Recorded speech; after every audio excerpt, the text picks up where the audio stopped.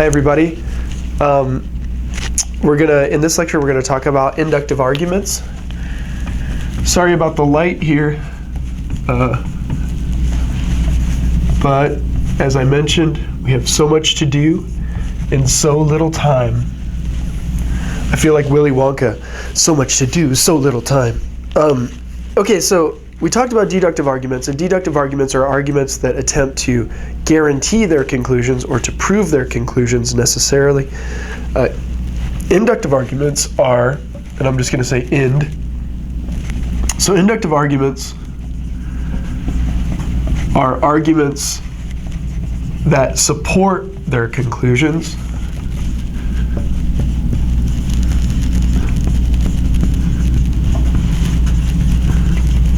Another way to say it is that inductive arguments attempt to make it probable that their conclusions are true, but they don't necessarily guarantee true conclusions. Now, you remember from our previous videos about deductive arguments, the deductive arguments tend to have a specific form.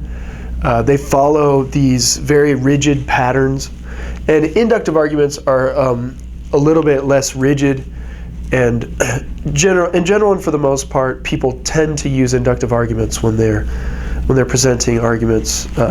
However, usually you can tease out deductive structures within inductive arguments, and you can kind of make things go either way. You can make an inductive argument a deductive argument. You can make a deductive argument an inductive argument just by changing a few things. So again, inductive arguments are arguments that make it probable that their conclusions are true. Now, we talked about deductive arguments, and the way that we evaluate deductive arguments are that they're valid or invalid, right? And we didn't talk about soundness at all. That's something we'll get to in a little bit. But when we evaluate inductive arguments, we refer to them as strong or weak.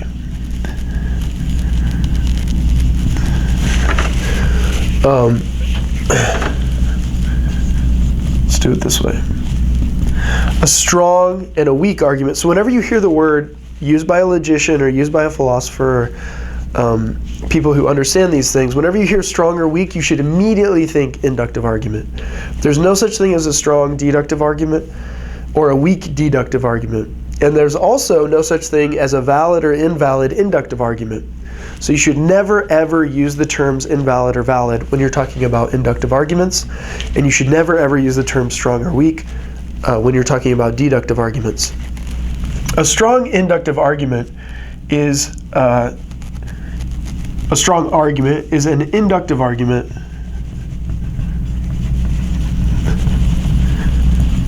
that supports its conclusion well.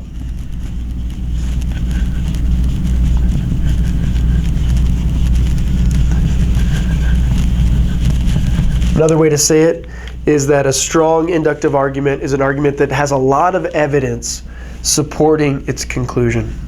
A weak inductive argument, or a weak argument, is an inductive argument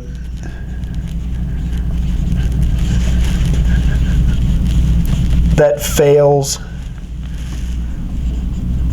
to support its conclusion.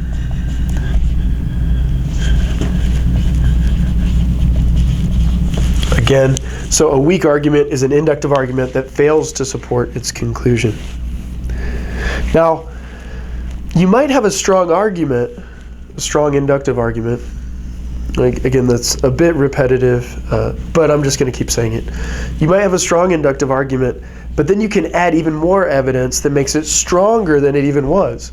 So your new argument would actually be stronger, and in a certain sense, your previous strong argument would be a little bit weaker than your new argument. But generally when we say that an inductive argument is weak, what we mean is that the evidence is not sufficient for probabilistically believing that the conclusion is true. And that can be displayed quite easily. For example, your meteorologist might say something like, there is 60% humidity. That's the premise. Conclusion, therefore, it is likely to rain.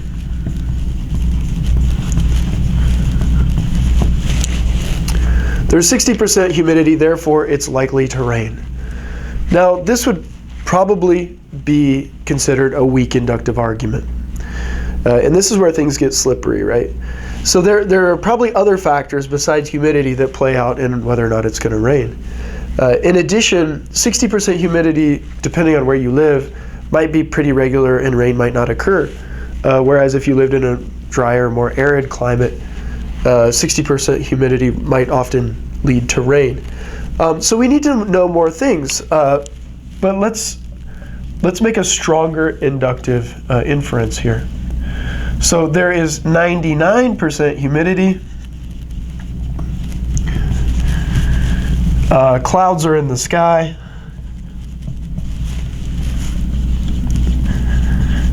A low pressure system is moving in.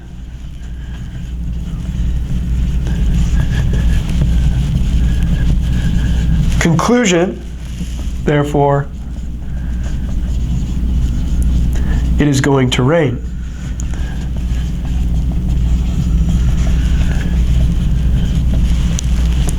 Now you can see here that these arguments don't attempt to prove necessarily that it's going to rain. What they're trying to do is provide evidence that supports the idea that it's going to rain. Now you can probably tell that this argument is less strong than this argument. And the second argument here would probably be considered a fairly strong argument that your meteorologist would be correct in saying that it's going to rain. Whereas this one we would probably like to gather more information, or the conclusion should not be as strong. For example, it might say, therefore, there is a moderate chance that it is likely to rain. But then again, we're moving into the realm of ambiguity, because what does moderate mean? And of course, those things differ depending on where people live. Now you'll notice that there are two things going on here. There's a prediction going on here, as well as causation involved. So we're predicting an outcome based on evidence, and also we are aligning these conditions as causes of rain. In this case, we're saying that 60% humidity is or could potentially be the cause of rain. Here we're saying 99% humidity, clouds in the sky, low pressure system coming in, are all working together as causal factors. And if you'll remember from the initial video about induction and deduction, causal and predicative arguments are two of the examples of inductive arguments. So whenever you see somebody predicting something or examining causation, you should immediately think induction. Now, of course, it could be the case that, so for example, let's change that argument to a deductive form. We could say all times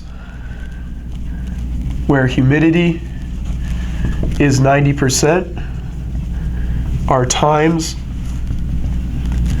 that it rains. The humidity is 90%. Therefore, it will rain, or it is raining. So this is actually a deductive form, right? But you can tell that usually in predictions, we need to allow for a little bit of probability. It is not the case, this will be false, that all times where humidity is 90% are times that it rains. Because there have been all over the world times where there's been 90% humidity and it hasn't rained, or where it's not raining. So this argument would be valid, but it would be unsound, meaning that at least some of the premises are true, which could lead to a false conclusion. And so you can see that why we humans tend to not use deductive arguments when they're making predictions. Now, some people, of course, do. Often you'll see people making these very strong deductive claims as if it is the case that all things are this way, or like all people on welfare are lazy, right? Justin is on welfare, therefore Justin is lazy. Well, that's a deductive argument, but of course the first premise is false. So if the first premise is false, then we can pretty much stop our conversation. You're wrong, your argument is wrong, you need to reformulate it. And then if you say, well, most people on welfare are lazy, Justin is on welfare, therefore it is likely that Justin is lazy. Now we've moved back into induction because we're using things like most, not all. We're using words like likely rather than it is the case or it necessarily follows. But again, I would disagree even with the claim that most people are on welfare are lazy. If you're going to try to prove that, there's a lot of things that you need to do, including define what lazy means, because that differs for different people. But let's not talk about that. Let's continue with induction. So whenever we make predictions and whenever we're talking about causality, we should think induction. And let's just go over the some other forms of inductive arguments include arguments from analogy. Some other forms are, let's see, arguments from authority and generalization.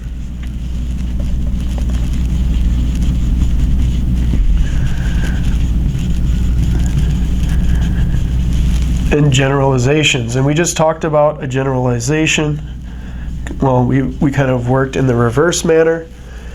So you could say X, Y, Z, and let's make up a letter. That letter, all of these things share a common property or share common properties. Therefore, another thing, A, that shares all the properties of these things will share another property, I don't know, Q or something. Now that was a lot of technical language, but let's just break it down into like real life situation. For example, some people say, oh, well, you know, they think if you have a Southern accent, then you're not as smart as or intelligent as somebody who has a British accent, right? So I've met Tom, Stephanie, Sally, and John, and they're all from the South. And I've met these other people from Britain, and these other people from Britain speak in a different way, and they're generally smarter than these people. Therefore, Justin, who's from the South, which I'm not, I'm from Indiana, but it's basically like the South where I'm from in Indiana. Oh, what did I just do? Hasty generalization, right? So catch me when I do those things.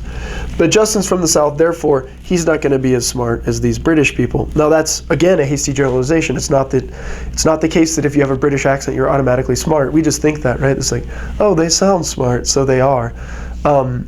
It's not the case that if you have a Southern accent that it automatically disqualifies you from being intelligent, even though media, other countries, and all these things portray that accent especially as being kind of this specific form of human being. Again, another hasty generalization. But there are ways to make valid generalization. There are ways to make generalizations that do not fall into fallacious reasoning. So, for example,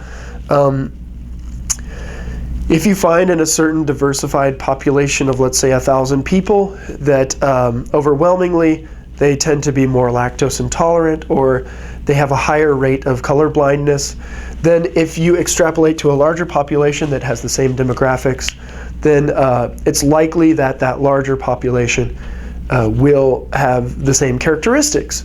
But now, again, we have to be very careful because we never know what all this demographic information is. And also, we don't know if we're actually gathering from a larger population, if the smaller population is representative of the larger population. But anyway, these are all examples of inductive reasoning. So, in talking about inductive arguments, you know, something like all the dogs I have ever seen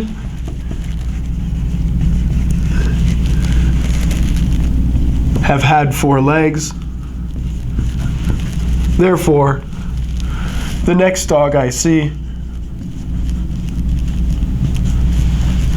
will have 4 legs. This is probably pretty strong. If now, it's not the case. I have definitely seen a dog that doesn't have 4 legs.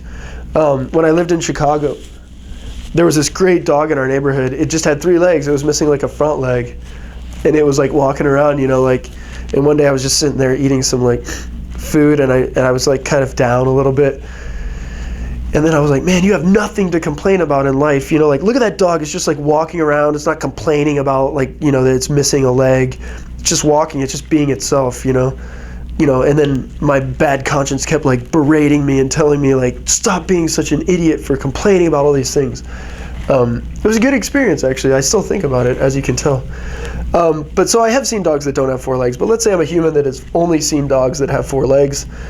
And, you know, these forms of animals, mammals of that form tend to, you know, genetically have 4 legs. Therefore, the next dog I see will have 4 legs. Now, it could be the case randomly that you see a 3-legged dog or no-legged dog.